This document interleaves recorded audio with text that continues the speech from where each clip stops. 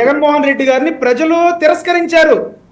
బ్రహ్మనాయుడు గారు 98 పైగా మేము అమలు చేశామని అబద్ధాలు చెప్పుకున్న జగన్మోహన్ రెడ్డి గారిని ప్రజలు తిరస్కరించారు. ఫ్రస్ట్రేషన్ ఎవరికి ఉంటది? ఇక్కడ శేఖర్ రెడ్డి గారు పదే పదే పదే పదే పవన్ కళ్యాణ్ గారు కేవలం మంత్రి మాత్రమే అని పవన్ కళ్యాణ్ గారిని స్థాయిని తగ్గించే కార్యక్రమం ఆయన చేస్తా ఉన్నారు. ఎవరు చేస్తా ఉన్నారు? కానీ మేము ఎక్కడా కూడా కాదు, పవన్ కళ్యాణ్ గారు స్థాయిని తగ్గించే ప్రయత్నం ఎవరు చేస్తా ఉన్నారండి? శేఖర్ రెడ్డి గారు, కృష్ణాంజనేయులు గారు ఇద్దరు. కృష్ణాంజనేయులు గారు కూడా చేస్తున్నారా? కానీ మేము ఎప్పుడు కూడా బ్రహ్మనాయుడు గారు జగన్మోహన్ రెడ్డి గారి స్థాయిని మేము తగ్గించే ప్రయత్నం ఎప్పుడు చేయలా. ఎందుకని? ఆయన్ని పులివెందుల ఎమ్మెల్యే అంటున్నాం తప్ప పులివెందుల ఎమ్మెల్యే అంటలేదు. మేము పులివెందుల ఎమ్మెల్యే అని చెప్తా ఉన్నాం, జగన్మోహన్ రెడ్డి గారు అని చెప్తా ఉన్నాం. ఆయన ఉన్నాడు నియోజకవర్గంలో. ఈ రోజున పవన్ కళ్యాణ్ గారు పిఠాపురం వెళ్ళలేదని చెప్పి శేఖర్ రెడ్డి గారు గట్టి గట్టిగా కేకలు పెడుతున్నారు కదా. పులివెందుల ఎమ్మెల్యే గారు ఈ రోజున ఎక్కడున్నారు? పులివెందులోనే ఉంటారు. ఆయన ఎక్కడున్నారు? బెంగళూరులో ఉన్నారా? ఎక్కడున్నారు తెలియదు. మరి మాకు చెప్పాలి, శేఖర్ రెడ్డి గారే చెప్పాలి. అయితే ఇందాక కృష్ణాంజనేయులు గారు మాట్లాడుతూ అధికారులు పవన్ కళ్యాణ్ గారికి కోఆపరేట్ చేయట్లేదు, లేకపోతే కాకినాడ పోర్టుకి వెళ్ళి సీజ్ ద షిప్ అంటే ఎస్పీ లేడు, ఎస్పీ సహకరించట్లేదు అంటే, సార్ ఆ రోజున ఎస్పీ గారు లీవ్ లో ఉన్నారని చెప్పి తర్వాత తెలిసింది మాకు. ఎస్పీ గారు హీ వాజ్ ఆన్ లీవ్.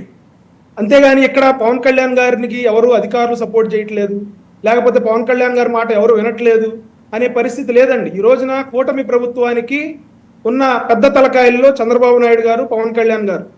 వాళ్ళు కేవలం మంత్రులు మాత్రమే కాదు, వాళ్ళకి అత్యంత అత్యంత ఎక్కువ బాధ్యత ఉంది. అందరికన్నా, మీకన్నా, నాకన్నా, డిబేట్ లో కూర్చున్న వాళ్ళకన్నా, రాష్ట్ర ప్రజలకన్నా కూడా ఈ రాష్ట్రం మీద పవన్ కళ్యాణ్ గారికి, చంద్రబాబు నాయుడు గారికి, నరేంద్ర మోదీ గారికి అందరికంటే ఎక్కువ బాధ్యత ఉంది.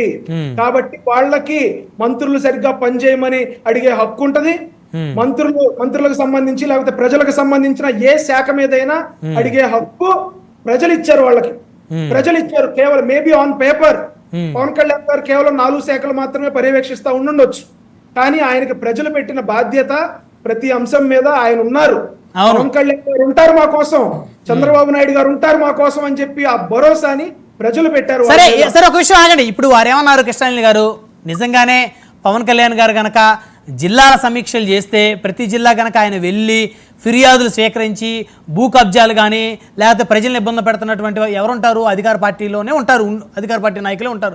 ప్రతిపక్షం వాళ్ళ గురించి పవన్ కళ్యాణ్ గారు అక్కడికి వెళ్ళాల్సిన అవసరం లేదు. ఎందుకంటే ఆటోమేటిక్గా ప్రతిపక్షంలో ఎవరైనా తప్పు చేస్తే పోలీసులు చర్యలు తీసుకుంటారు, అధికార పార్టీ ఎమ్మెల్యేలే దగ్గరుండి మరి వాళ్ళ మీద కేసులు పెట్టేస్తారు.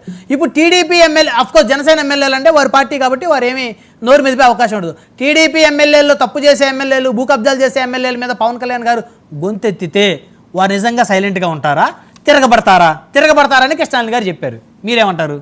ఇప్పుడు ఈ కూటమి ప్రభుత్వంలో చంద్రబాబు నాయుడు గారి మీద, పవన్ కళ్యాణ్ గారి మీద, లోకేష్ గారి మీద తిరగబడే అంత వెసులుబాటు ఎవరికి లేదు.